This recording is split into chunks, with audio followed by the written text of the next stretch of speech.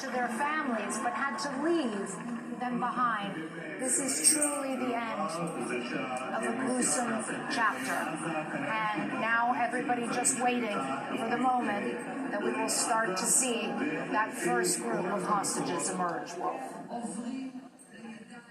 And there's some good news apparently developing right now, Clarissa. We're beginning to see vehicles from the International Red Cross beginning to leave Gaza, heading towards Israel, and we assume that hostages are in those vehicles and they're being transported. Hamas handing over the hostages to the Red Cross now bringing hostages towards Israel. This is encouraging as we see this unfold, and we should be seeing some of those hostages very, very soon arriving in Israel at the Re'im military base and elsewhere as well. Then they'll be taken to various Israeli hospitals here in Tel Aviv and elsewhere for initial treatment to make sure that they're okay. They're going to go through extensive medical, psychological examination. We'll watch all of that unfold. These are dramatic, historic moments that we're watching right now. I want to thank Clarissa Ward, Caitlin Collins, Jeremy Diamond for all their truly excellent, excellent reporting. Let's get some analysis right now from the former Israeli military spokesperson,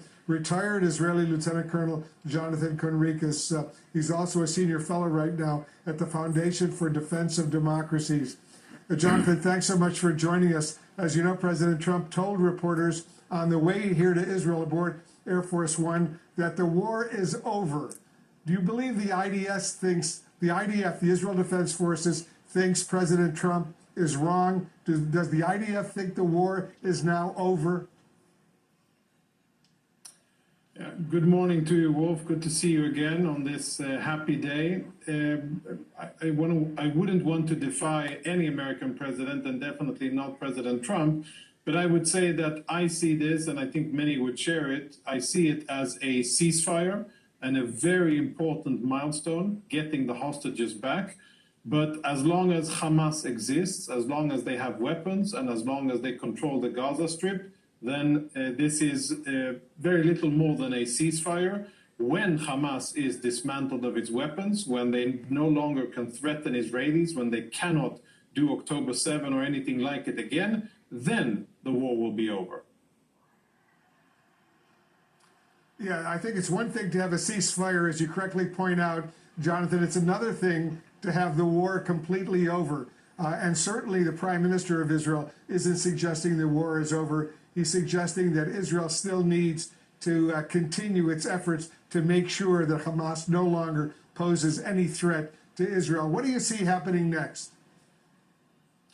Well, hopefully today will be concluded around noontime, a little bit more, with 20 live hostages. Hamas has published the names of the live hostages that they intend to return, and they match our lists, of course. And then the 28 bodies, or the remains of 28 murdered Israeli hostages. I understand that there will be a single-digit amount of remains of hostages that will not be transferred today, and then that will be carried over to that joint group of Israel, Qatar, Turkey, and Hamas, and of course with U.S. Intermediary functions. And then we will begin the search for those remains of the final remains of a few of the other murdered hostages. And today, if everything goes according to plan, and I believe it will, I think today will be a very important milestone, and we can check the most sensitive part of getting the deal started. What follows will be much more difficult, and it'll, I think, take time and require a lot of diplomatic and military skill, and that is to get Hamas to disarm. Hamas won't disarm easily, and there will have to be significant pressure from Qatar, Egypt, and Turkey for them to do so. Otherwise, it's great that we get the hostages back, but as you said before, the war won't be over because Hamas will still be a threat. So first things first, we're very happy and excited to get the hostages back, but there's still a lot of work to be done. The ceasefire, Jonathan, seems to be holding. That's encouraging. The hostages are about to be handed over to Israel through the International Red Cross. That's also very encouraging. What worries you most about the coming days? Potentially, things could collapse. Yeah, they're now in the hands, 7 Israeli hostages in the northern part of the Gaza Strip are in the hands of the Red Cross en route to Israeli hands, IDF hands, so that's great. What worries me is Hamas retribution, that they will continue to execute Palestinians in Gaza. That's one issue which I think we should be following closely.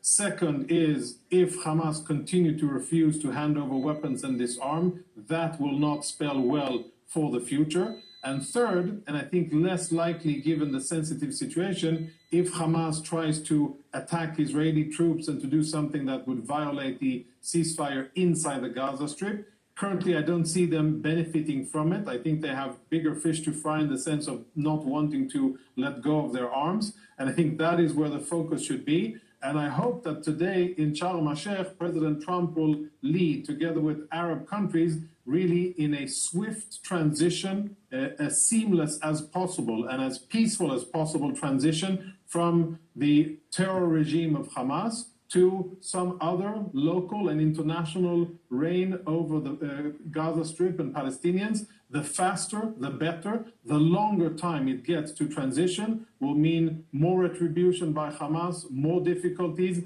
and more, I would say, uncertainty on the Israeli side that the deal is really going to happen and that Hamas is really going to be relegated to history and Israel will be safe.